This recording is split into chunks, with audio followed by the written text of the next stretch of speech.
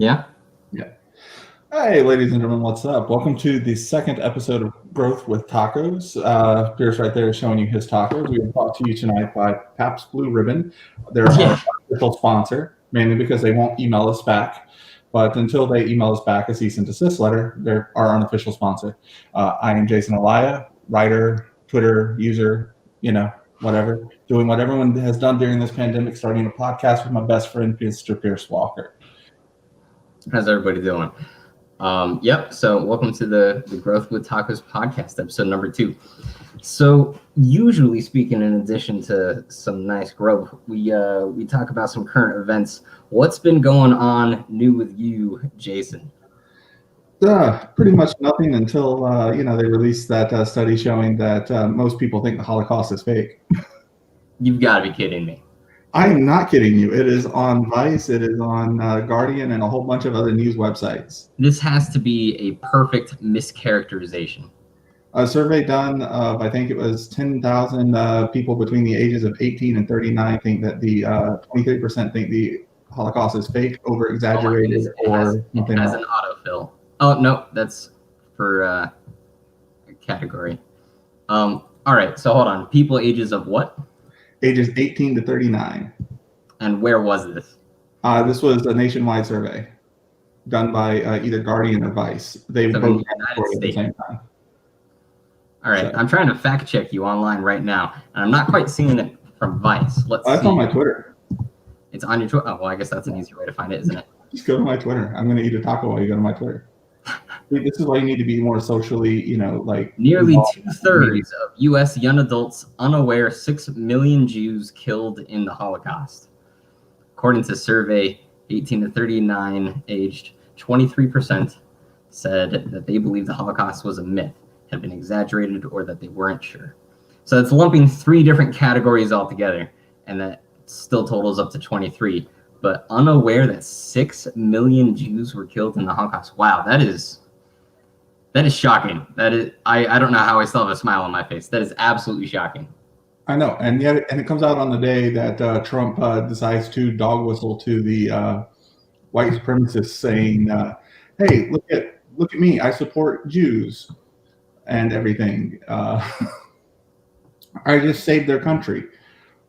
Basically telling me, an American Jew who's grown up here his entire life, that America is not my country. My father served this country. My grandfather, my father's father served. My grandmother on my father's side came over here after the Holocaust. My mother's side, I don't know much about it. I know we were at least 5 generations deep as far as Americans go. And yeah, it's kind of trippy that that's like still a thing. Yeah, basically telling people that we can't, live in our own country that we work for, that we serve, and all this other stuff. So that's pretty much been my day. It's kind of wrecked my entire week. So I'm sorry, man. You shouldn't let that get you down. So for what it's worth, this is, I think, a decent example of clickbaiting, news that's kind of misrepresenting. So what you had just opened was, most young people think the Holocaust is a myth, right? And then that's not even what the article said. The article said was 23%, and then it was 23% think that it's either a myth, exaggerated, or that they're unsure. And what these news organizations try to do to get the clicks is to lump in those more understandable positions along with the myth, right? In order to make that statistic look bigger. And then they get to shock you and make you feel a strong reaction from it. It's kind of sad and poopy that happens, and it's sad and poopy that even 23% are uncertain about it, at the very least, of young adults. I really wonder what the methodology was for conducting the survey, because that is just so hard to believe. Me growing up, it seems like such a basic part of everybody's public school education. I don't know how that basically could happen. Well, what scares me is the fact that, everyone should know about it, period. I don't think there should be, a person in Kentucky cut off from technology for the past, 75 years who shouldn't know about it, Yeah. Well, I mean, it fundamentally changed the world as we know it. Imagine if those 6 million Jews would have been able to grow up, have children, and produce what our numbers would be at right now, where there's only 12 million of us in the world right now as it is. Are there really? There's got to be more than that. 12 million like blood Jews. So you're talking about passed down maternally. Yeah. Okay. Yeah, I'm sure there's a lot more people that can ascribe more Jewish heritage than 12 million.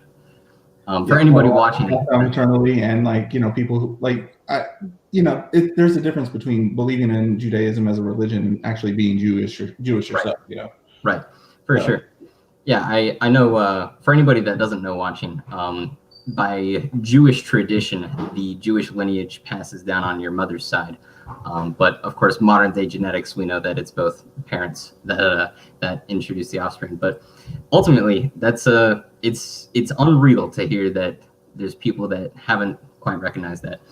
Joining us today, by the way, is going to be my friend from California, who I haven't actually seen in a long time. So I'm super excited that he was able to join us. His name is Andrew LeCain, and I am absolutely stoked that he's joined us. Andrew, say hi.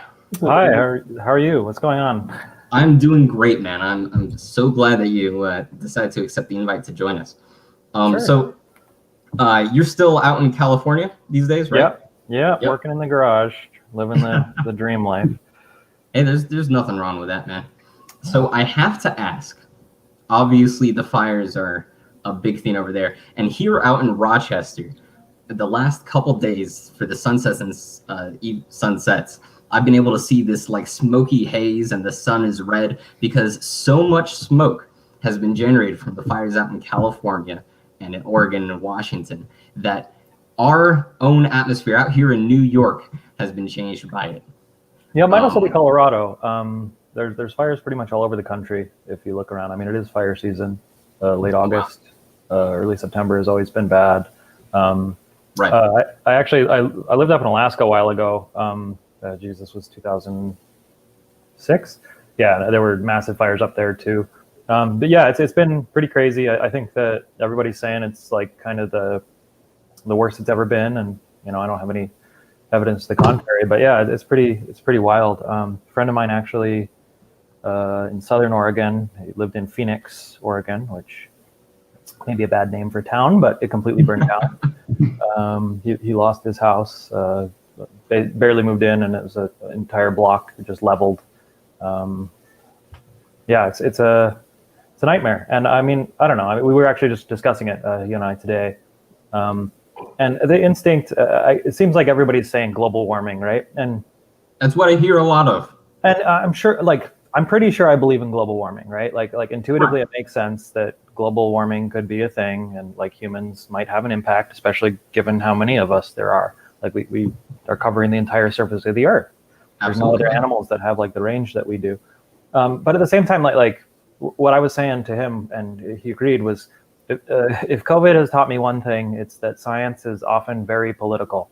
And I've seen so many things like, okay, so people decided that bikers, like motorcyclists, are conservative, and they said, I don't know if you're familiar with this Sturgis rally that they do every year. Yes, I am.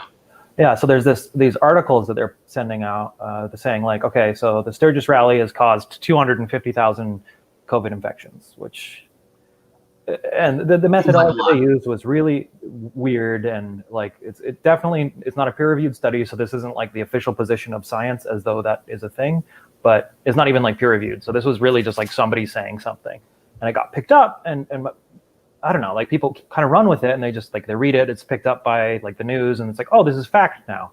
And I don't know, I mean, like the opposite was the Black Lives Matter protests didn't cause any, it's fine, it's good, it's fine. And I mean, like, I didn't believe that at first. I did start to dig into like the numbers to try to see if I could see anything, because it didn't gel with my understanding of like how the world works. And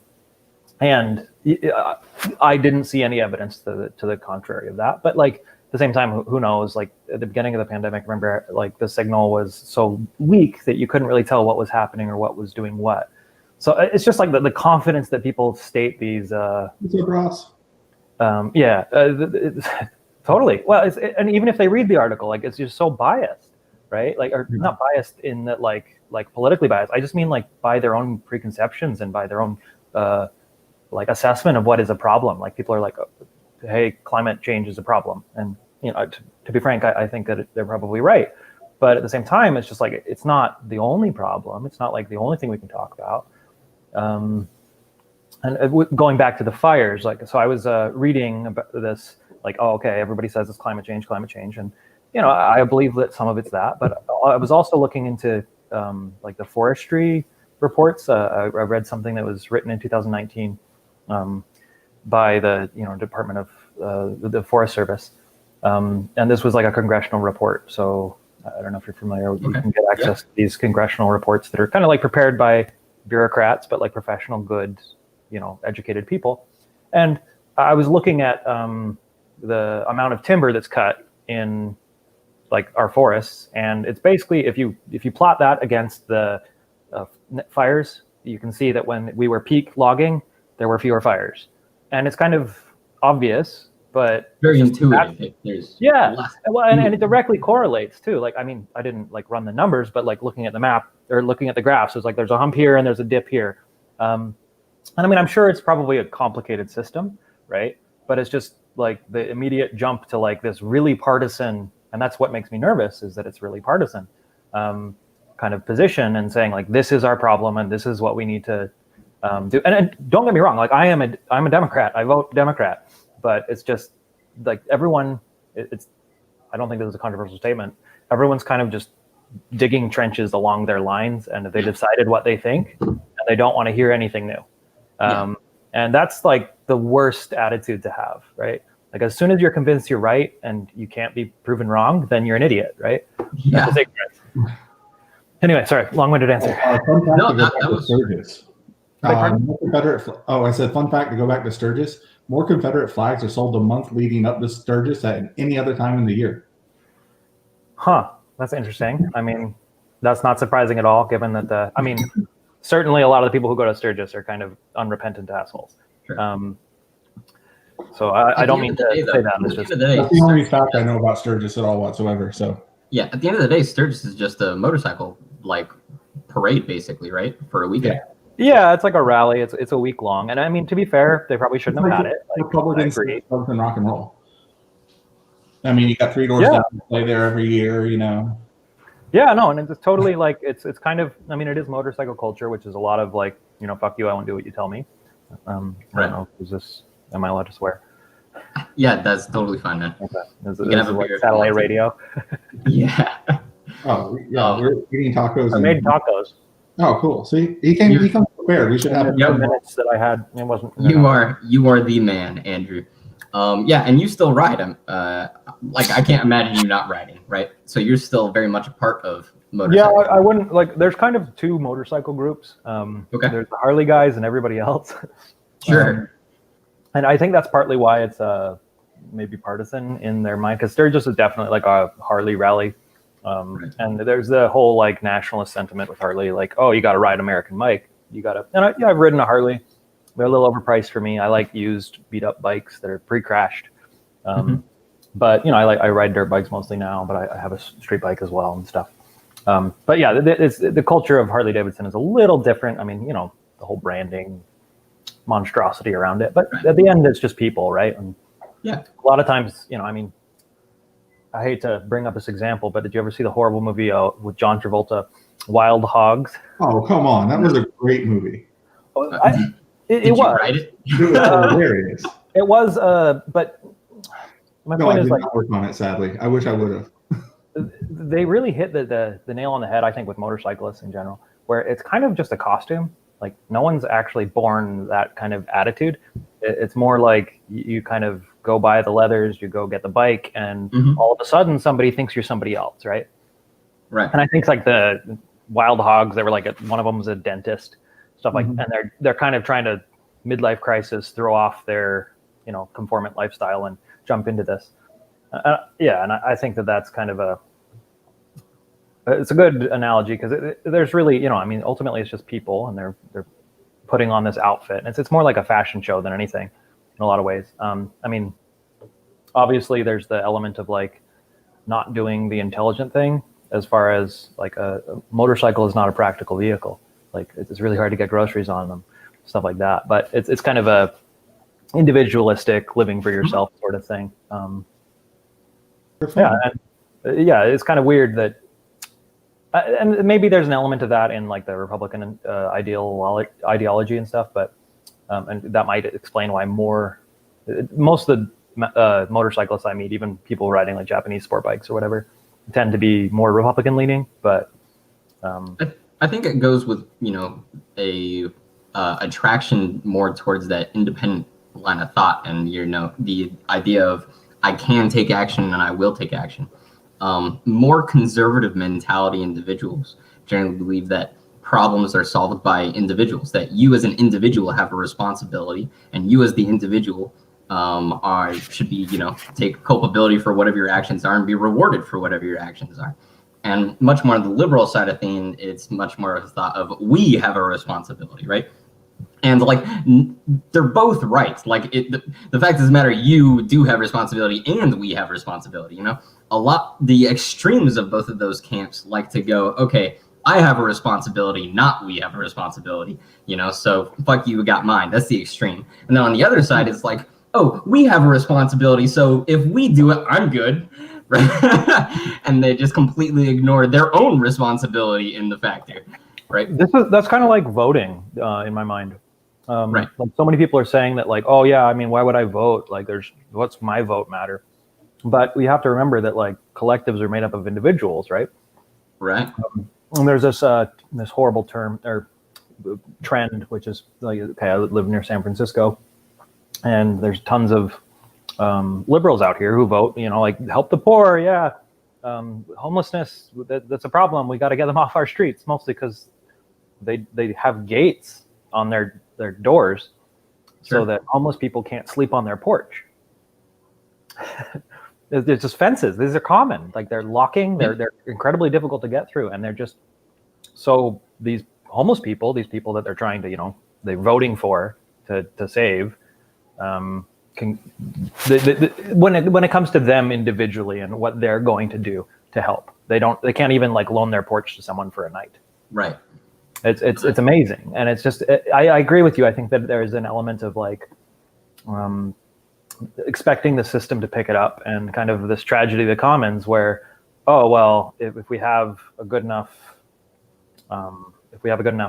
like social safety net, then I don't have to do anything. Like I can just do whatever I want.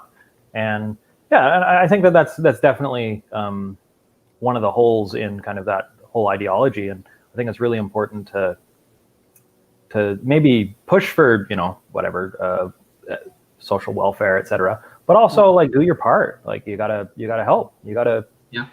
Like the problem is the reason why a lot of liberals push for that social safety net is because there's so many restrictions put around what we can do and everything, as far as like going out to help. I grew up in the Bay Area, like spent 90% of my life between like ages 5 and 17 there. And like a lot of the times people will go out with the intention, oh, I can go to this food bank, I can do this, and they'll go out, they'll get all the proper permits and everything to feed the homeless. They'll set up, and then the cops will come in and scare them away because they're not within an organization. Despite having a permit, despite being set up to do everything, and they're just like shoot away because cops don't want them to feed the homeless. They don't want the homeless coming to congregate for food. So a lot of the push for the social like safety net to make sure people are taken care of is because when us bleeding hearts go out there, we're immediately stopped. Like, hey, you can't do the right thing. It's illegal, even though we've taken the proper precautions. Well, that's interesting because going back to the fire topic, there's a guy out here, and I won't say his name because apparently there was some controversy behind it, but there's a guy who lost his shop and home to the fires, and he was going around vigilante firefighting, which is a term. Yeah. So apparently it was illegal what he was doing, and the cops were trying to stop him, and what he was doing was going around and cutting fire breaks around people's homes that were about to burn down. And he saved many homes, several at least, according to him. I wasn't there, but what he was doing was illegal. And it's shocking because like in the case of California fires, especially right now with COVID and all of the the inmate firefighters not being allowed out, and just all of the the widespread fires, everything is incredibly understaffed. And so it'd be one thing if they were dropping like fire retardant from planes and they were worried about hitting him, but they weren't. Like they certainly didn't have any planes for the CZU complex fire. Like it was not a risk, but it was just kind of like, since you're not a professional firefighter and there are these rules and there are these expectations, exactly like you're saying.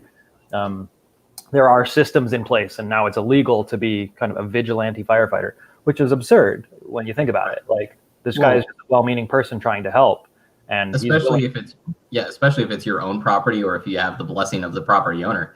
I think like even more so, then it's ridiculous. Oh, certainly, yeah. And they weren't even allowed there. They were saying that they were, if they were going to go fill up their water trucks in town, they were going to get arrested. So they had to find their different sources of water. And just like, yeah, similarly absurd kind of how did we get here sort of thing. And I mean, I understand like the need for, coordinated fire response and stuff like that. Like I understand at scale, but it did seem that there was this kind of turf war happening. And the problem here is that like these are once in a generation fires, right? Like I don't think people really understand the damage because people have been inside so much. But like the fire that largely, the CZU fire in particular, that's kind of the one near and dear to my heart because it's the closest. It burned down a huge portion of the forest, and this is like where some of the last kind of giant sequoia are. I don't know if they're giant sequoia, but the coastal redwoods. Particularly, there's Big Basin State Park, which was basically the epicenter of the fire, and it completely burned down. And it's kind of like, sure, let the professionals handle it, but they weren't handling it in this case. Like our institutions were failing us, and individuals were trying to help. So kind of let them help. And I mean, I don't know. Like it seems like they ended up working out something such that they didn't get arrested, thank goodness. But it's just kind of evidence of, again, your point that just the individual's responsibility, part of your civic duty, et cetera. Where does that end, and where does the well, I mean, for something like that, it's like I can understand more so, like their fight back and pull back on it, because you're looking, they set up grids and everything and how they're going to fight this, and they don't know, what these guys are doing because they're unattached and they could be anywhere, and then they show up, something's already done, and they've wasted their time showing up there because it's not, coordinated at all whatsoever. The other reason is they could do something wrong that ends up hurting like the professional firefighters or something, because like you said, they're not trained. Like they could end up doing more harm than good if they cut something the wrong way, or do something the wrong way. They could like redirect the fire into an area that would have was completely safe otherwise. Something like that. In this case, like it does boil down to the individual circumstance. In this case, it was actually, he was working with a whole bunch of inmate firefighters, like ex-con inmate firefighters. They were no longer inmate firefighters, which is so they were trained and they did know what they were doing, but they weren't allowed to be there. They did try to go through the proper channels, but they weren't allowed to because of basically rules. And actually, you can no longer use the training. That's why there's a ballot measure on the book that will hopefully allow like inmate firefighters, once they serve their term, to become firefighters, because there's a state law that says you can't do public service after you've been convicted of a felony. Actually, I saw, was that a ballot?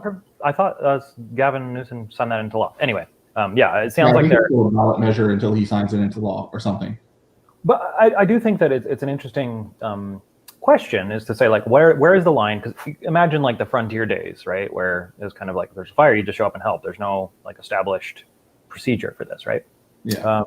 And kind of we're transitioning from that to kind of relying heavily on infrastructure, such that, like your point, where if you don't have the proper permits, and who knows how to get those permits, you can't even feed the homeless people. Well, no, I mean, you have the permits to be there in the park or set up or whatever, but the cops don't want you there. Like you can go through all the proper channels to get the permits and stuff, but the cops will literally just shoo you away. In some places, I know lots of people that do that. They'll get like the permits for the gathering and everything, set up at a local park or on a street somewhere. They'll get permission from business owners, stuff like that, to feed the homeless at that location and get the permits and stuff. But the cops they don't want the homeless gathering together, and they just shoo them away because it's this is just like the cops, their own personal feelings, like Well, I mean, the to precinct's an feelings, extent, it's department's feelings, however it goes. no. I'd say to a large extent, it's who's giving them the order. So Yeah. I was reading the story of this church. I think it was in Florida. I'm not positive of that, but I remember reading the story of this church basically trying to have a weekly dinner for the homeless. Just I think it was Saturdays, just every Saturday, huge dinners. It doesn't matter who you are. If you're part of the community, if you're homeless, if you're not homeless, everybody is welcome. Tons of food available. And at first you have the local nosy Nancy decide to pop their I think the nose in term and is say, like, Karen. right, and say, yes, Karen, and say, hey, I don't, like these people here. You're bringing down my property values, or whatever reason it was, and the church is like, well, Christ-like behavior is for us to, feed the poor, and we're still going to do it. This is our property. Sorry, right? So then next week, the police come up and say, hey, do you have a permit for a gathering this large that's outdoors? And it's like, no, we don't have the permit. Okay, so sorry, you have to clean up, go home, bye-bye. So the church gets the permit, and then next week it's like, okay, do you have food handlers licenses in order to be handing out the food? No, we don't have the food handlers permits. So they get the food handlers permits, and then next week it was something else, and it was this whole saga before they basically exhausted every nitpicking law that they possibly could in order to just finally friggin' feed the homeless. And I know that's the exception. Most churches that I've been to, I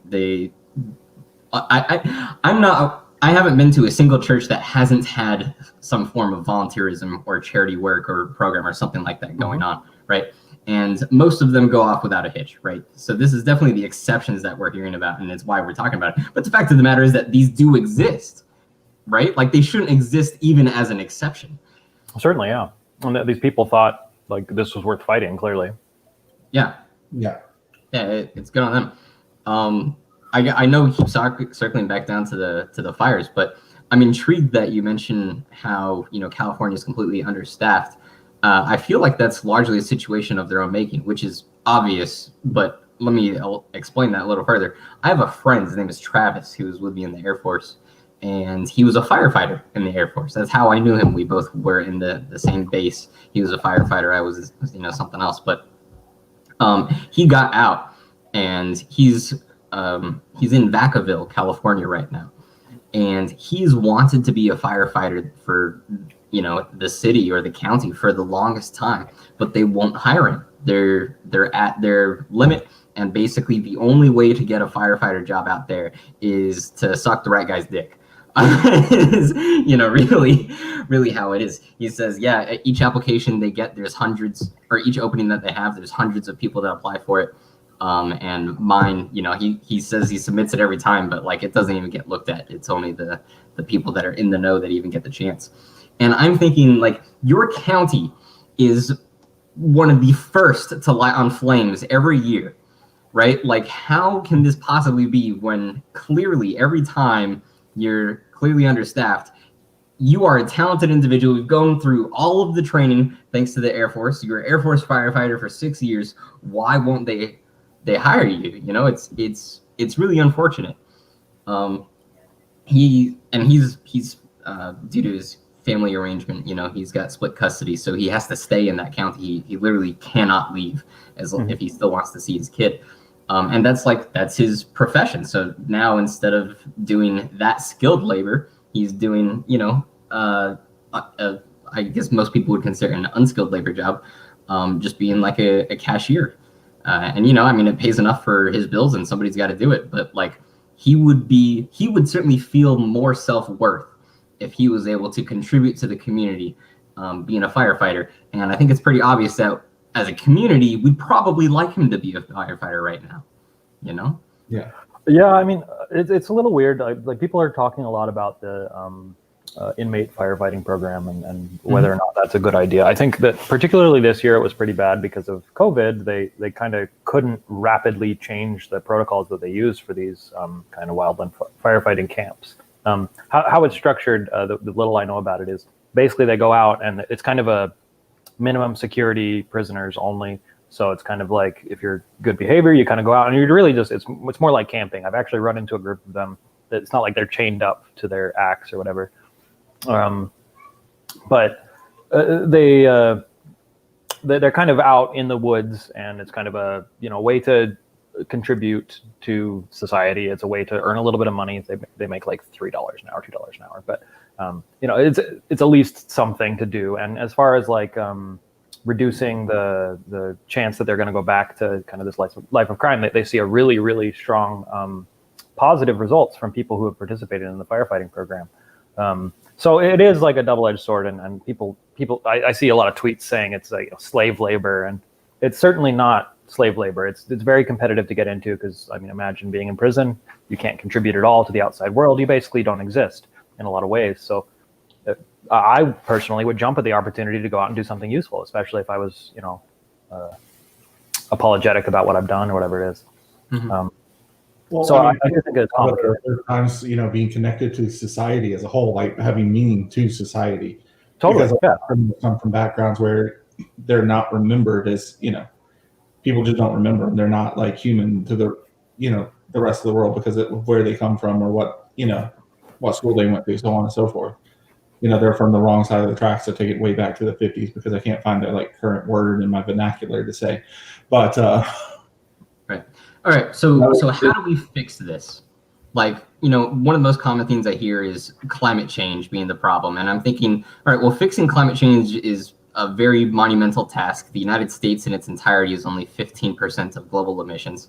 Even if we all literally died tomorrow, climate change would still be an issue that we can't solve ourselves. So fighting climate change seems, 1, impossible, 2, too slow, and 3, it's kind of like maybe not the most effective cause of these problems in the first place. So like, I'm thinking simple view. All right, what's burning? Wood, grass, stuff like that. All right, how do we get less wood and grass to burn there? That's my simpleton mind of thinking like, hey, maybe this is the direction we'd go to fighting these things. And then, of course, if that is the route, that takes money. So I guess, is it possible that we would save money by, clearing these and controlled burns and just better forestry management? Is it possible that we would save money by doing that, as opposed to responding to all these, out of control fires and houses that burn down? Another thing to consider that I think is important, just from the historical context, is kind of what paid for this before. And it used to be timber, right? Like timber harvesting is a huge part of the Western United States, like all throughout California, Oregon, and Washington, the states that are burning right now. And it's largely stopped around 2000. Beautiful trees make beautiful wood. But yeah, well, but more importantly than that, like the logging roads that go into these forests are important for fire prevention, right? Like they fire breaks themselves, and they're also really, like, if you're fighting a fire but you have to be clearing these roads that haven't been traversed for a long time, then you can't do it. Like the logging companies were a huge part of the fire prevention infrastructure. So that's like, in addition to kind of managing the forests and reducing the amount of fuel that's available, they are also providing a road network that's important for getting in there and containing the fire. So I think that it's not only like how much money will we have to not spend, it's also how much money could we potentially make doing this. Like the wood in there is valuable.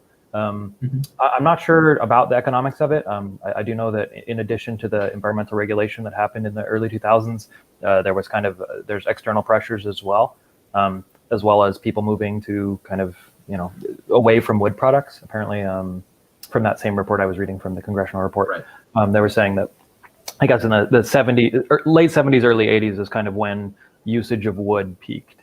And kind of since then, like playgrounds used to be made out of pines, right, and tires, and now they're made out of plastic, right? And I don't know. I'm sure it's very complicated, and I don't want to say like I have all the answers for sure, but I definitely think that opening our mind up to like kind of alternative logging practices, maybe clear cutting isn't the greatest thing in the world, I agree, but it might be affordable to start selling smaller contracts of wood for kind of responsible forestry management. And I really think that it's the worst thing that we can do is kind of what everybody has been doing, which is this knee-jerk reaction of, oh, I already have an opinion. It's climate change. If you want anything else, you're part of you're anti-environment. You're, that kind of attitude. That's the worst attitude. Like acknowledging that it's a complicated, multifaceted problem, trying to learn as much as you can about it, and trusting the people who have spent the time to learn this. It seems that there's this growing trend to kind of ignore experts, and instead follow whatever sounds nice in 240 characters. And I think that's a really big mistake. I think that respecting the time that people put in and like listening to them and developing kind of a nuanced opinion is probably the best way forward. And as far as like pragmatic things we can actually do, definitely, I know California is looking at controlled burns. I think that's a good idea. But I think that we should also consider things like, how are we going to pay for it? Is there a way we can like kind of come up with a quasi-market approach to helping? Because it did work for a little while. I mean, for some values of work. Well, I mean, the problem with controlled burns is it's California. It's dry as hell. I mean, you set a fire in California, your best plan to control it most likely isn't going to work that well because of the way the wind constantly changes based on how dry it is. Like, based on how far a spark can travel on coastal winds because they're moist and will keep the ember burning a little bit longer. So I mean, that doesn't jive with my knowledge of how controlled burns work. Basically, it's burning something at a much earlier point before the massive amount of fuel has been added. Also, because you're there and prepared for it, you refuse to allow it to get out of hand. So, like, I'll take a simple. I'm not speaking from experience, but I'll give a simple example. You might create fire breaks around the entire area that you want to burn, and then you just let that area burn. Again, my non-experienced mind here thinks it's a much easier thing to be proactive about than responsive towards. I mean, if a gender reveal grenade can start a fire 2 miles away.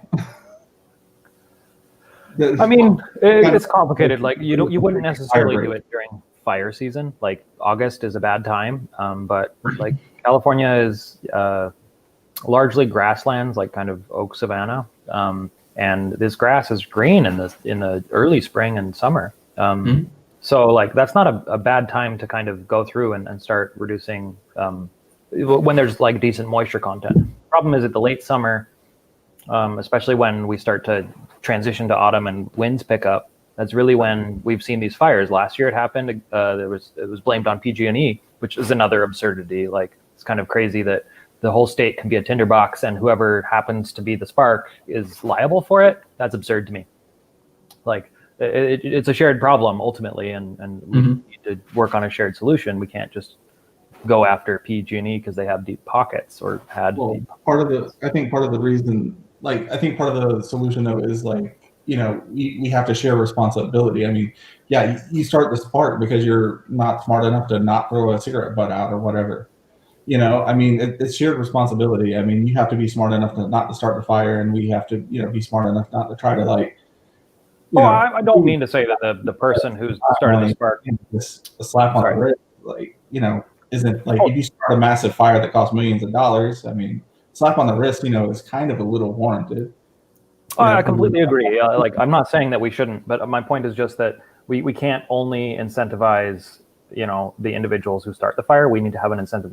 We need to hold other parties accountable that are part of the problem or part of the circumstance, right? Because otherwise we can't just rely on like the power distribution company, for example, because they're going to be the biggest human cause of fires is not going to be like cigarettes being thrown or gender reveal parties. It's going to be like, infrastructure. But there's a lot that are started by accident as well. People will park their car, hot exhaust will start a grass fire. And you're right. That we have to punish them a little bit, but it's also a little absurd. Like, if you have a room full of gunpowder and like it explodes, it's kind of half your fault, right? Just for having. I'm just saying, like, we should hold people to a standard of common sense, Oh yeah, I completely agree. I think that if we do only that, which is the status quo, if we only blame the spark, then we will have these problems, right? We have to really kind of share the load, I guess. Yeah, and that's kind of what I was saying at the same time. I mean, it's common sense on both sides that we have to have in order to like prevent more so more stuff like that from happening. Yeah, I know. I mean, it's definitely complicated. I mean, right now we're looking at a point where, like, if people would like stop trying to assign gender at birth, just based on the genitalia that you have, and just kind of go with the flow and whatever, we would still have millions of acres of trees. Yeah, and I mean, that's kind of my point, is that like I don't necessarily think that's true. It's just like that happened to be the spark, but there's going to be another spark next year, the year after that, and the year after that. So kind of we can't, like, obviously we need to discourage people from being completely stupid, but we also have to acknowledge that it's just going to happen. I think we should put a moratorium on people trying to reproduce like 6 months before fire season. Yeah, I mean, you're Jason. I know you're a comedian and you're trying to make a joke, but you're really absolutely denying the serious point Andrew's trying to make. The problem is not a gender reveal problem or party. The problem is not ultimately, an unmaintained power line. The problem is that we have all this fuel on the ground, and if the fuel is there, it is only a matter of time before it burns. Yeah, I mean, basically, but I don't want to discount, like, the stupid people are definitely a cause of a lot of fires. Right. The bulk of the fires right now happened due to lightning. We got this freak lightning storm that didn't have any rain. It just lightning everywhere. So everything was super dry and caught on fire, and then tons of wind to spread it around. And that's what caused all these massive fires. And then that combined with no fire prevention activity happening really this year because of COVID, the reduced capacity of the firefighting force, and then also just how many happened all at once. It was kind of just bad luck in that way. That was kind of what led to the containment problems. I read from the Santa Cruz Sentinel, they were saying, the CAL FIRE spokespeople were saying that they were about a tenth as staffed as they would normally be for a fire of that size. And this is after they had, firefighters from Australia. Kind of, it's been a worldwide effort, but I mean, apparently it's a fairly detailed science, like fire prevention. It's not easy to get in. I'm surprised that your friend with training can't even get in, but like, I've been looking into it because I've been thinking about, like, I would like to help out in the world a little bit, and it's really hard unless you're a convict or younger than 25. There's a program in California to become a volunteer firefighter, but it's challenging. Yeah, for sure. Well, if you want to change the topic, if that's all right, you good for sticking around a little longer? Sure, yeah. So it is impossible for me to ignore the outrage going on about this thing called cuties. But what I had once thought was a tangerine, that you could eat, is now apparently Twitter peers. Come on. Yep, exactly. I'm exactly stealing your joke. So have you seen it? No, I have no idea what this is. Why would you want to? No. You have no idea what this is. You are, sir, you must keep better company than I think. I keep no company, so. It's essentially a French film about the over-sexualization of young girls underneath the age. This is okay. So I heard a little bit about this tangentially. This is on Netflix, right? And people are canceling Netflix. On Netflix. Okay, right. wow. Here's the thing about being in Hollywood and everything that I know. Like, people are trying to make Netflix the bad people and the peddlers of this child porn, as they call it. But the problem is Netflix, Amazon, every streaming network out there, YouTube, put the same type of bids in for this because they knew how controversial it is. They knew how many clicks it was going to get. Yes, Netflix took a hit in old subscribers dropping, but they took a massive gain in new subscribers who just want to see what the controversy is about. So Netflix is actually making money off this situation, and everyone's like, Netflix is evil. But Hulu tried to buy it, Amazon tried to buy it, YouTube tried to buy it, HBO Max tried to buy it. Like, what is it? Put it on their platform. It's insane. So it is a movie supposedly recreating the experiences of the filmmaker, who's an immigrant in France, and she was basically groomed at a young age. And began doing, dancing. And that dancing tended to be the dancing that you would find at a strip bar or something along those lines, rather than the dancing that you would expect from an 11-year-old girl. And this show conveyed all of that dancing, along with many, many, many other problems that I could get into. It conveyed all of that with actual 11-year-old dancers. And the manner that this was filmed and projected, like ostensibly it's Netflix and the filmmakers saying, oh yeah, no, I'm doing this to bring light to this issue and say that there's a problem. But in reality, the cinematography of it, the camera angles, then just the whole theme of the movie, it's basically like, nah, that's bullshit. It's a female director. Yes. I don't know if it was a female director, but again, like the origin of the story. No, that's super relevant. Yeah. I don't know who the director is. The immigrant that I'm telling you, the woman who wrote it, is also the director. Okay, there you go. So yes, female director in this case. You know, she's trying to, like, you know, portray and reenact her own story. Oh, that's interesting for me. As if it were set today. I just want to go into the director bit a little bit. And I bet, Jason, you said you're in Hollywood. I guess you're in film. Yeah, I work in Hollywood. Yeah, so you're probably familiar with this as well. But this was like I took just as an elective, I took a film history class. Congratulations, you have more education in film than I ever had. Yeah, well, it was more like a philosophy class. It was kind of the philosophy of film, and one of the things that they discussed was we read this writer, I've forgotten her name, but exploring this concept called the male gaze, which is basically the premise is that in movies and film, in any kind of recorded video, you are effectively controlling the eyes of the person watching. Like, they do not have any agency in what they look at, what they focus on. And that's an important thing, because like when you walk into a room, you get to choose what you look at. The whole concept of like the kind of the shot from the feet up, where when you introduce a new character, where it's like completely objectifying, is just like, oh wow, check out the legs on this one. I want, you know, it's in contrast to like how they might introduce a male character. So they've come up with this term called the male gaze, which is what this kind of the premise behind this was there's not very many female directors. Kind of what women look at first isn't really displayed in movies, and that we have now this cultural trope of kind of a movie is like this, and this is what you look at, and this is what you focus on, and those choices are not insignificant at all. And so to me, it's really interesting to see that like they filmed this like sexy movie with kids dancing, and it's a woman who the person who's directing it is the victim here, right? Yeah. And I'm certain that it was intentional. It's supposed to make you uncomfortable. It's supposed to say, "Whoa, oh God, what am I doing? Like, what am I looking? I don't want to look at a kid like this." But it kind of is forcing you to do it. And to that, point, mission accomplished. Sure. Did you watch it? I mean, so I'm very intrigued now. I don't know. Maybe I'll grab it Netflix. No. So I'm not going to lie to you. I have not seen it. I have seen enough clips, probably combining in about 12 minutes in length, to feel qualified enough to create an opinion on this. And those 12 minutes was certainly more than I think I would have seen it of my own volition if it wasn't just to inform myself. Because I actually, before having even seen the clips that I did see, before that, my impression was likely marketing just got out of hand.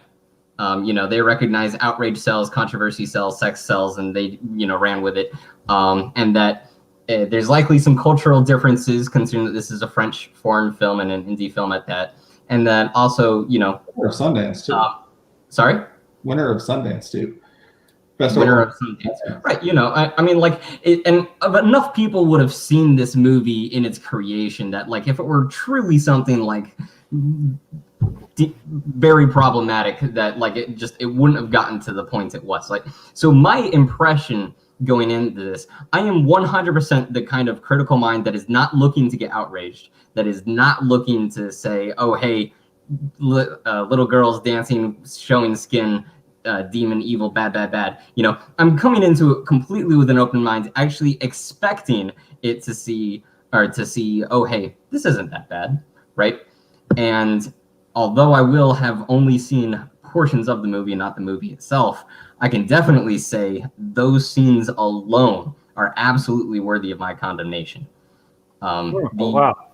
Yeah. So again, like female director, that camera, the male gaze or whatever, that is exactly what you're seeing throughout the entirety of the dance acts. right? Well, I mean, my point is it's probably really intentional, like because So yes, like I said, mission accomplished, right? I'm sure that is intentional. I'm a member However, of a website called Script Shadow, and basically it sends you scripts and everything like with that. the director notes You get too. to read the script before the film even goes into production a lot of times.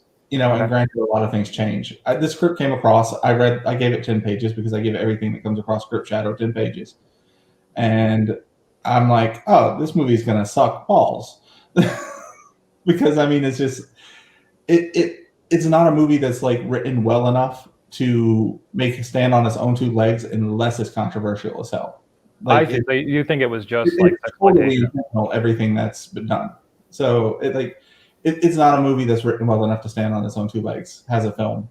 So of course it's going to have something to make it this big of a fuss.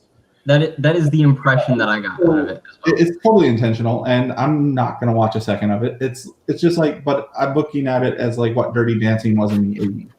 Dirty Dancing, when it came out in the 80s, oh my God, the shitstorm it caused with the abortion and all of this other stuff in it. And just like people going insane, threatening to burn down movie theaters and shoot anyone that can't walk near it to watch it and all this other crap. Just like they're doing with this. In 20 years from now, people are going to look back on it fondly like, oh my God, that was like such a beautiful movie that like just totally brought us forward as a generation, and, blah, blah, blah, blah, blah. And whoever corked on that apple, I'm really intrigued to watch it now, because I was really trying to be an optimist when I said that, like, maybe the whole point of this kind of horrific filming of it is to kind of make you feel uncomfortable, right? And start to question what you're actually watching. 100%. I don't know. Like, I need to like probably watch it. I don't know. I got a mixed opinion here now, but. So there's many other problems besides just the filmography and the close-up shots and the actual dancing. You have a 9-year-old sucking on a condom in the first 10 pages. So I mean, she blows up the condom, sucks on it, and then tries to use it as fake boobs in the first 10 pages. So that's like the first 10 minutes you're going to see that. I mean, the interesting part of this, the person who wrote this clearly wasn't. They're not trying to glorify this, right? They're trying to condemn it, right? Well, so that's what they said. Yes. Yeah, that's what they like. It's all just a marketing point, because, like I said, I gave it pages. It's totally not good enough to stand on its own legs as a film shot straight up. That's what I believe. Having seen the portions that I have seen, I believe oh no, I'm actually doing this to get people to talk about this issue that we have today. I think that it's a cop-out, and I think that it's part of a marketing ploy, and I don't think that there is any noble aspiration intent of the film, even though that is the plot. The actual plot of the film is to convey that. Eventually the girls get to this contest, and they do these twerking and dances and whatnot, and the crowd boos. And the plot is supposed to be how difficult it is to come of age in modern society with cell phones, and the girls get pressured to watch pornography and to take snapshots of their junk, and they do, and then they post it online. The plot is that, oh, this is difficulty, and that this should be condemned, and that this is a problem. That's the plot, right? I feel like the execution of this plot was so poorly done and so thoroughly and strongly glorifies this action in such a manner that I can't help but call bullshit. Is basically and that's the place I'm getting stuck is basically, I can't imagine a person who's been through this mill of kind of like this dehumanizing, horrible thing just being like, what I need to do now? Make some millions off of this. Like, I can't, like, I have to give this person a little bit of credit. To be fair, I haven't seen any of it. You can't come down on someone how they choose to express themselves after something like that happened. She wanted to do it this way, fine, whatever, let her. Well, my point is, I feel like it was probably... A lot of people are going to take away from this is us just like shitting on female writers and female directors. That's like totally not the case. There are tons of talented women out there. I've read a shit ton of their stuff. They deserve to get made a hell of a lot more than this movie did. And they deserve Netflix to back up the truck to them like Netflix did for this piece of crap. But that's fair. Yeah. No, I mean, I think it's like, I'm really interested to see it. Unfortunately, that means it's working, right? It's still like, I mean, we know it's working. Sue from our audience, we have done the marketing for Netflix. She now says that she's going to watch the movie. Yeah, and that's actually like another point I kind of wanted to bring up. Like just us talking about it, even if like, let's assume that I'm right. All right. Like just ignore, the very potential. Ignore male egos for a minute, Right. But no, like let's just assume I'm right that this movie's despicable, evil, should never have existed, that Netflix should be condemned. Just take this as an assumption for now. In order to bring up this problem, we only encourage the consumption of it. Yeah. So that might be true. Like, I don't winning or losing. And that's if I am right. All right, which again, I have not actually seen the entire movie, and I could be wrong. Sorry, Jason. I said I just talked Andrew into watching it, and I didn't mean to at all whatsoever. I want him to leave the dumpster. Yeah. Well, I just at least want to see some feedback from someone who's actually seen the whole movie, because if it's presented like as a very stark contrast of like what these girls' lives are like, and then they have like a couple sexy dancing scenes that are kind of supposed to jar you, then I can imagine that as being like a good expressive thing. But I'm strictly trying to be an optimist here, and right. I've definitely seen a lot of controversy. I am curious though, like, do you think that anyone could enjoy this, or other than like maybe a straight up pedophile? Other than pedophiles? Yeah, I think that some people that are edgy enough and are like, they like it because it's condemned. Because those people exist. I happen to be a guilty follower of that every once in a while on a blue moon myself. I think those people are also going to enjoy it and be like, "Oh no, you just didn't get it, man. You didn't get it." Well, that's what I'm asking is like, will it actually, because the question is, does it glorify it or not ultimately? And like, do the people who see it like come out saying, yeah, children should be less sexualized, or yeah, children should be by children should be plot, to be honest with that. So by the plot, it does not glorify it. By the cinematography, it does. Does it really though? Because you said you were really uncomfortable. Yeah. So I mean, like, maybe just everybody's uncomfortable when they watch it. Maybe it's just like a murder scene where it's like no one like viscerally you're repelled, right? That's how I'm interpreting it, and I haven't seen it. Really defend it so strongly. The 10 pages that I read, even if you were to shoot that like the most vanilla way humanly possible, it would be worse than any murder scene I've ever seen in a film ever. Well, but that's the whole point, is that this horrific thing is happening, right? Like this thing is happening. Like the child trafficking is a problem. Like it's I mean it's real.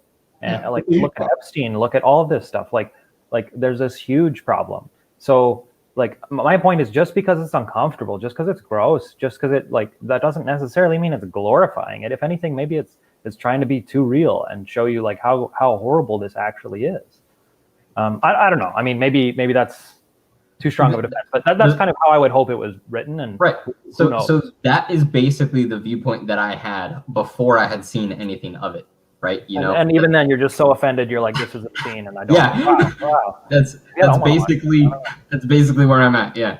I've seen maybe like a 2-second clip of it before scrolling past it on Twitter, because I didn't even give it the courtesy of stopping on it. So I've seen about half of the film, and I can tell you right now, just based on the first 10 pages, it is a complete and utter dumpster fire that doesn't even warrant us having this conversation. Well, I am guilty of bringing it up. That is my fault. But I'm just like, I think in Hollywood we're like so like looking to be controversial and looking to exploit what's happening right now in the moment and what can be controversial and stuff like that we will take a literal piece of shit and glorify it for the hell of it. We will back the Brinks truck up and make it, I mean. I can see that point. Like maybe the intention of, sorry, I didn't know you weren't finished. Sorry? Oh, I said, think of any Michael Bay film ever. We dump those trucks up to those. I mean, we back the dump trucks full of money up to those for no fucking reason at all whatsoever. We're living in like outrage culture now. Like that's kind of the only thing that can catch our attention for long enough. Like if you go on Facebook, if you go on Twitter, if you go anywhere, it's just everyone's just expressing outrage, and that's the only thing that works. Like it feels like there's a reason that article the titles have gotten more clickbaity, is just because they're competing with clickbait. It's all just competition for our attention, right? And yeah, like maybe you're right. Maybe the Hollywood apparatus took this this director's vision of like, hey, I'm going to make a slightly uncomfortable movie about the reality, the gritty reality that is happening, and they turned it into like this kind of spectacle of exploitation. And I'm not surprised. Like I think that's believable for sure. Here's the part of outrage culture I want to be a part of. There is a wonderful writer who is a very good friend of mine. Her name is Jennifer Gross, Jennifer with a G.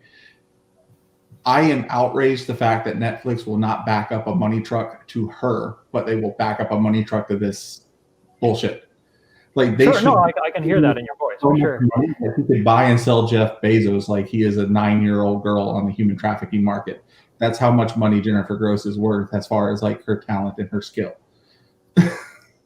Like dead serious. Netflix, needs to just back that money up.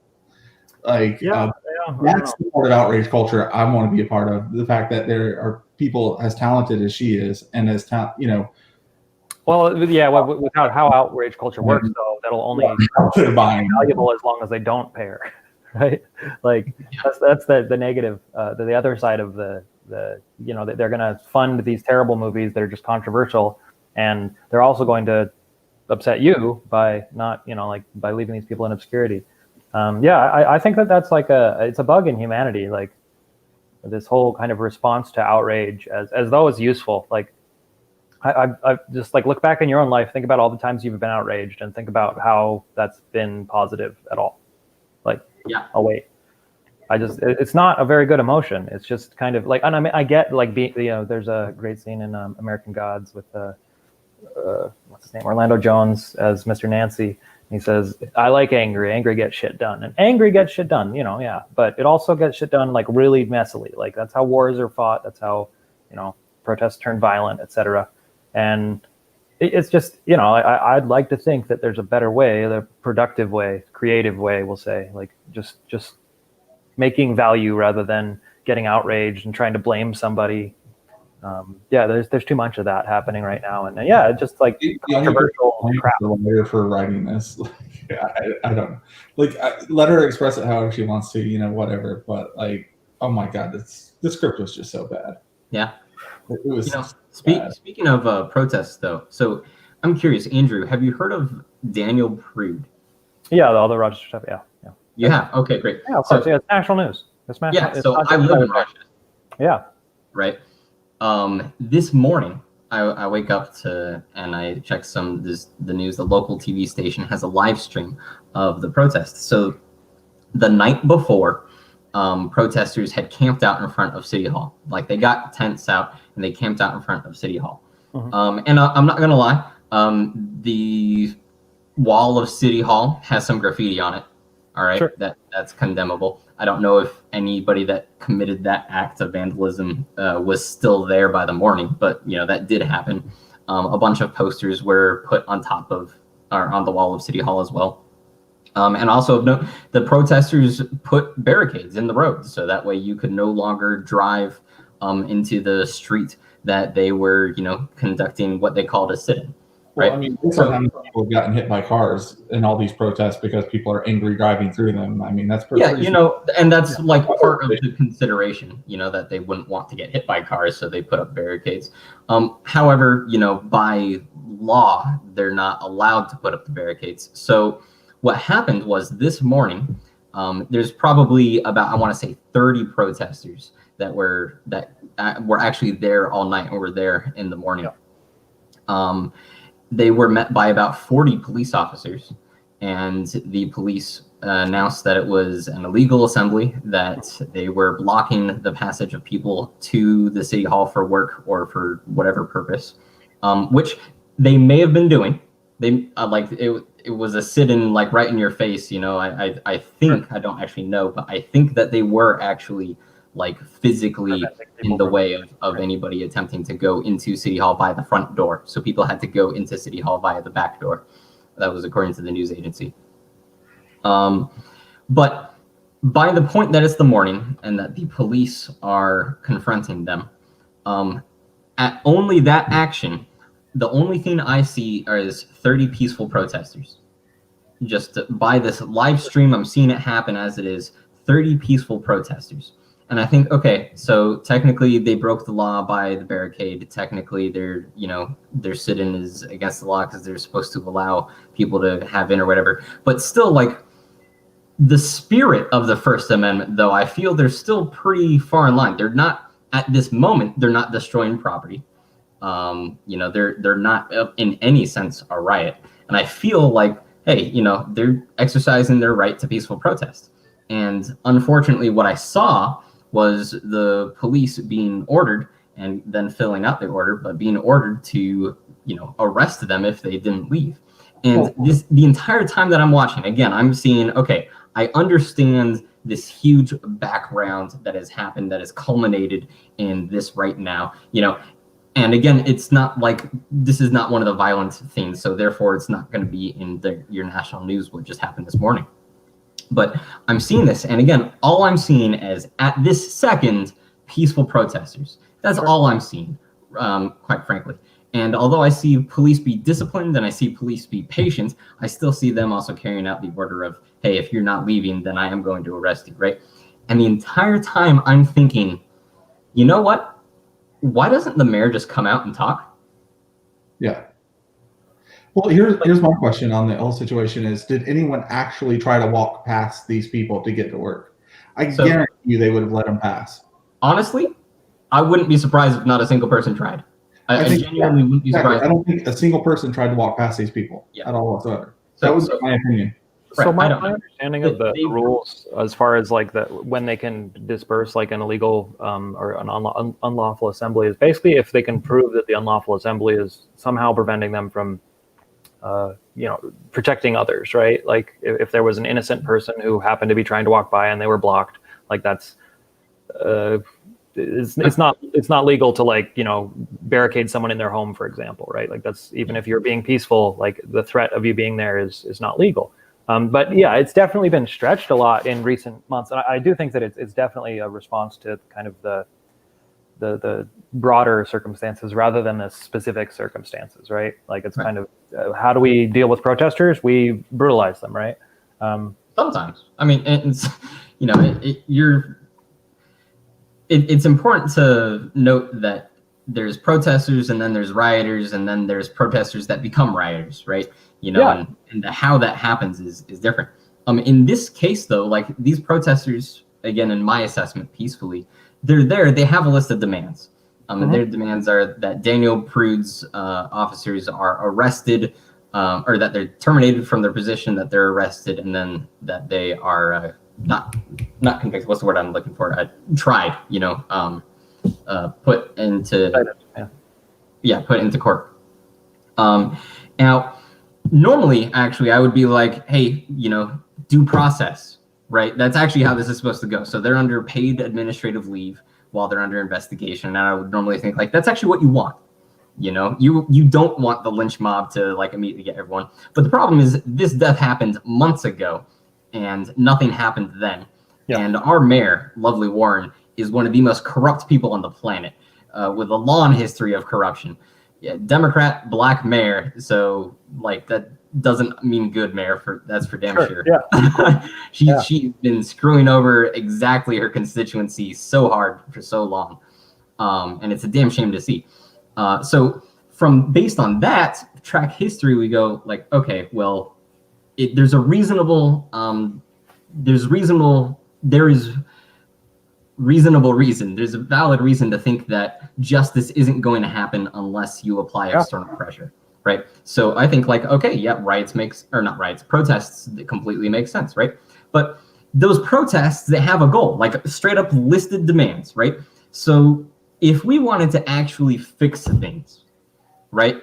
Because if we wanted to say, hey, I'm going to tell you that I hear you, that I understand you, and I'm going to see what I can do to help you, and like we meet somewhere along the way, or just whatever it is, at least start the conversation. That's what I think is the most basic point of solving any sort of issue with someone that you disagree with but have to work with. And that's where we are. We disagree with the police, or we disagree with the protesters, but there are still Americans and we still have to work with them. So if we're not willing to like talk with them, then we're not going to get anywhere. And all this time I'm seeing the police, slowly but surely push the protesters out and arrest them. And I'm thinking, why isn't the mayor just coming out and talking to them? Yeah, and I think you're making a really good point. I agree with you. Sorry, go ahead, Jason. I didn't mean to. Oh, I was just saying, like he's already made that point of why she's not going out there. She's corrupt, and she knows there's the opportunity for people to call her on her bullshit. Well, yeah, that's the honest answer. I think it's because they know what they want and they're not going to give it to them. Like they're not ready, and maybe they don't even have the legal authority. I have no idea. I know that the basic demand of, as far as I can tell from Black Lives Matter at this point, is to get rid of qualified immunity, right? And I don't know who has the authority to do that, right? Like, and does the mayor? I don't know. I assume that they probably heard the demands and were like, well, we can't do that, so we're just going to keep doing what we're doing. And I'm not trying to defend them. I'm just trying to say, like, what is the actual path forward here? Because it does seem like we're at a stalemate where kind of both sides think they're right and no one's willing to back down. And I mean, well, local municipal governments control the police force. Right. So they are protesting to their local municipal, governments to change the way the police force is ran. That is the point of Black Lives Matter. Yeah, but what has to actually happen is that a prosecutor local government actually takes action and listens to the protesters. Yeah, and that should be like the DA, right? Like the district attorney should. District attorney, the mayor, the police chief, the city council. I mean, hell, even a garbage man could probably file a complaint against an officer and run it up the chain of command to the point to where someone finally does something. Yeah, and I'm saying, who is that someone? Who is not acting? Right? Problem. Like, what are we actually supposed to do? And like, what do we actually want? Like, I understand that people are upset, and that's great, but like, I don't actually understand what to do next. Like, how do we get from here to there? Like, what are the mechanics? What are the steps? Because they're not listening. And I agree with you. Yeah, no, that's why I was saying they have to take action. It's like it's on them to listen to us now. They know what they have to do. We know what they have to do with ballot measures and laws and meetings and all of this other stuff. They just refuse to do it. What I'm saying, like, what's to happen next? Like, who do we need to be mad at? Who specifically is messing up? Right? Like, the local municipal governments that run these forces that shoot people. Those are the people that are messing up. The local municipal governments that run the police force. Sure, yeah, but like action in Washington, is it the mayor? Does the mayor have the authority? I have no idea. Like, and yes, the mayor, and it depends on the local government as the way it's set up. But yes, it's going to be the mayor. It's going to be the city council. It's going to be partially with the police chief or the sheriff. Apparently, the police chief resigned there, right? But like the whole chain of command did. I completely But yeah, that's the next goal, is people actually taking action to do something like within the government that since the demands have been laid down. The fact is they're not, because they're hoping that we just go away and then it can be business as usual of shooting unarmed Black people or shooting unarmed people with mental disabilities like ASD. Yeah, no, and I what they're hoping for. They're just hoping that we disappear. Sure, and I get that, but I guess what I'm saying is that if we really focus on like what's the next thing that needs to happen. I told you what the next thing is. They need to take the action. They need to take our demands seriously. What's the action? Okay, the action would be getting together, the mayor or city council getting together with the police chief, coming up with new training regiments, a whole bunch of just whole slews on how to better de-escalation training, better everything in general. Raising the standard of the people that we hire for police officers and stuff like that versus, going in oh, you used to be a prison guard and beat the shit out of people. You make an excellent cop. Get over here. Go beat people out in the real street now that aren't in cages. That's definitely not an accurate characterization of how most our police are recruited. That being said, yes, police do need better vetting. And you're oversimplifying it, but I mean, come on. You're not oversimplifying it. You're mischaracterizing it. There's a point of difference, and I'm calling you out on it. That being said, though, yes, our police do need better vetting. And in order to better vet them, we need to be able to attract better talent in the first place and, keep that talent. We need to stop forcing out officers that call out wrongdoing amongst their fellow officers. And we need to, as a whole, pay them more so that we can attract better talent. I think they should get bonuses if they call somebody out. Say again? They should get bonuses if they call somebody out, if they catch some. There is a cultural problem within the police. I completely agree with what Jason's saying there. But yeah, no, I also think that it's a structural problem. The way I view it is actually like I think everybody, what's the Avenue Q song? Everybody's a little bit racist, and like I'm racist. I don't want to be. I am though, unfortunately. Right. It's definitely not something I'm proud of, and I make generalizations, and I very much try to second guess those generalizations, but they're there. I harbored the same opinion. Yeah, and I think that I generalize the hell out of white people. well, sure, whatever, but like vetting won't do anything. Like there are no perfect people, just there aren't any. Like, so I think the real change has to be some systemic change where basically we acknowledge that there's a problem, that police, once they are racist, they can kind of kill people and get away with it. Or even if they're not racist, maybe they just accidentally killed someone. We still don't want them to be police, but instead they're being protected, right? And that's the bad thing. We've seen plenty of examples, like the Oakland Police Department. They've gone through 3 different police chiefs in the last couple of years because they were running a pedophile ring. Like, it's a horrible shit. What? Yeah, no, like it's bad. Like they were Yeah. trafficking. And this is the police department. They're like a sanctioned gang, basically, right? And that's really The father of someone I went to high school with in Los Lomas in Walnut Creek. no. But the thing is, this will happen, right? We know it will happen. Corruption is endemic in humans. It's not going to go away. People are selfish jerks, and once they get a little bit of authority, they abuse it. And so, like, I've always thought it's absurd that there's a extra crime for, like assaulting a police officer. It's worse than regular assault. But if a cop commits a crime, it's just like, like half the time they get away with it. They shouldn't get it. There should be like a double crime that's like, okay, hey, you're a cop that broke the law. Like, okay, you get abusing your authority too, that kind of thing. I think that you have to basically build like power structures and incentives to kind of challenge this problem, which is basically that they can disappear into the woodwork when it's like, oh, I just, I was trying my best, but I got scared because I thought, and it's dangerous to be a cop, and I don't want to downplay any of the sacrifice, but it's getting less dangerous every year. Fewer and fewer cops are dying every year. It's the truth, and that's great. That's wonderful. And What we want, right? Yeah. Yeah. Oh, sure. That's great. At the same time, there are more and more police shootings happening. Yeah, Are no, there? they are going up. No, like honestly, I'm uneducated. Are there? I heard that on CNN, like the fact that police shootings have gone up in the past year. Yeah, they're going up slowly, not much. Yeah, it's not like as dramatic as like police shootings have dropped, but it's ticking the wrong way.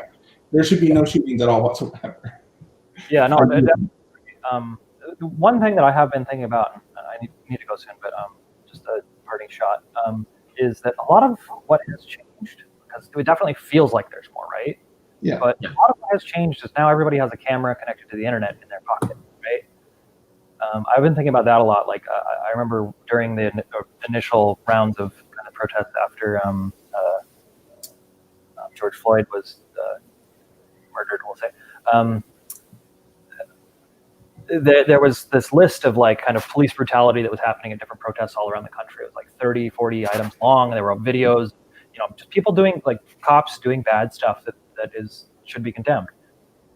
But it occurred to me a couple months later, it was like, there was massive protests all over the country, and there were only 30 videos, and there's like multiple angles of most of the incidents.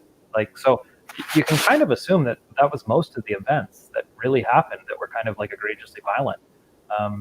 And I'm just wondering how much of it is we're just paying more attention now, or seeing more of it. And again, this sensationalism, this outrage culture, this kind of. Well, I mean, you look at the writers in Hollywood who write cop shows and stuff, and you see the corruption that's happening, like The Shield, before cell phones and video cameras were out necessarily, or accessible to the general public. You see the corruption that happens there, how they misuse their power and everything like that. I mean, Sean Ryan, the guy who wrote The Shield, he actually interviewed cops who were willing to admit to doing this stuff, and admitted to the culture that it is. Yeah, we're seeing more of it because there's more cameras now and stuff like that. But I mean, it's been going on forever. It's a systemic problem that's been happening in this country for generations. I mean, Serpico, in New York, I think it was back in the 60s or 60s or 70s, something like that.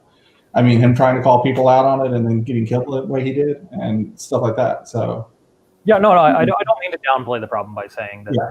I'm saying that like it is important to kind of step back and actually look at like statistics rather than anecdotes, and kind of figure out like what do we actually do, instead of just diving into the outrage that's so easy to kind of like point at the other side and say, hey, you're now this caricature that I'm against, rather than. Well, I mean, you said, there are no perfect people, but there are certainly people that are better than other people as far as like controlling their emotions and how they conduct themselves in society.